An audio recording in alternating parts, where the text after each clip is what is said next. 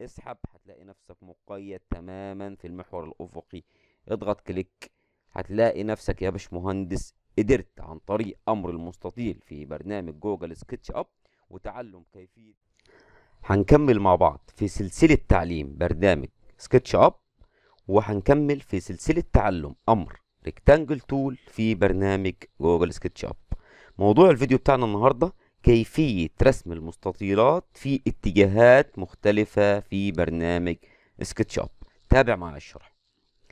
أولا كل اللي عليك تعمله إن أنت هتروح لمجموعة أدوات الشيبس، تقف على السهم ده تضغط كليك شمال، هتظهر لك مجموعة أوامر هنختار منها أمر الريكتانجل بهذه الطريقة. الأمر اتفاعل معك. أنا دلوقتي عايز أرسم مستطيل عمودي على محور اكس ويكون مقيد تماما. اعمل الكلام ده ازاي؟ هضغط كليك، بعد كده هروح لمجموعة الاسهم اللي موجودة في الكيبورد واضغط السهم اليمين. هتلاحظ ان انت وبترسم المستطيل بتاعك الامر او المستطيل بيترسم عموديا على محور اكس او المحور اللي باللون الاحمر وموازي لمحور واي. لو ضغطت كليك شمال كده انت انتهيت من رسم مستطيل عمودي على محور اكس او المحور اللي باللون الاحمر. لو عايز ارسم مستطيل عمودي على المحور الاخضر هضغط كليك عشان ادخل نقطة البداية، بعد كده هضغط السهم شمال، هلاقي ان الالوان بتاعة المستطيل اصبحت باللون الاخضر. بمجرد ما احرك الماوس انا هلاقي ان المستطيل بتاعي مقيد تماما في الرسم بتاعه في الاتجاه المحور الاخضر. مجرد ما اضغط كليك هلاقي ان المستطيل بتاعك اترسم بكل سهولة. طيب عايز ارسم مستطيل عادي، هعمل الكلام ده ازاي؟ هضغط كليك واضغط المفتاح السهم الى اعلى بهذا الطريقة، هلاقي ان انا مقيد في الرسم على المستوى الافقي تماما. بمجرد ما اضغط كليك انتهيت من رسم المستطيل بتاعي. ممتاز جدا. طيب يا باشمهندس اقدر استفيد من الكلام ده في ايه وازاي؟ هقول لك تعالوا ناخد تطبيق. اولا عايز ارسم قاعدة مستطيل، هرسمها ازاي؟ هضغط كليك وهضغط المفتاح لاعلى واسحب. انا رسمت مستطيل عادي جدا في الاتجاه الافقي. عايز بعد كده ارسم الجنب ده من المستطيل بتاعي.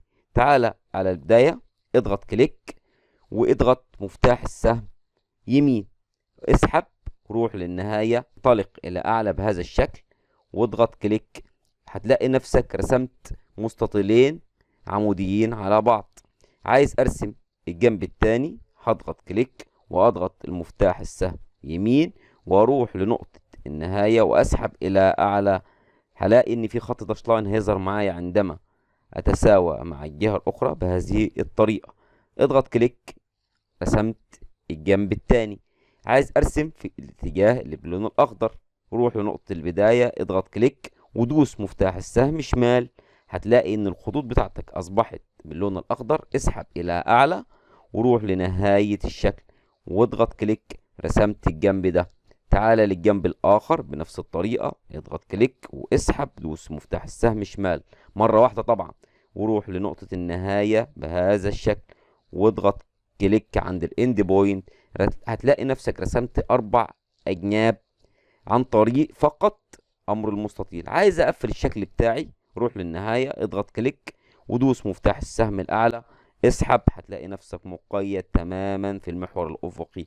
اضغط كليك هتلاقي نفسك يا باشمهندس قدرت عن طريق أمر المستطيل في برنامج جوجل سكتش أب وتعلم كيفية رسم المستطيلات في اتجاهات مختلفة في سكتش أب إنك رسمت أو كونت مكعب عن طريق أمر المستطيل في برنامج سكتش أب.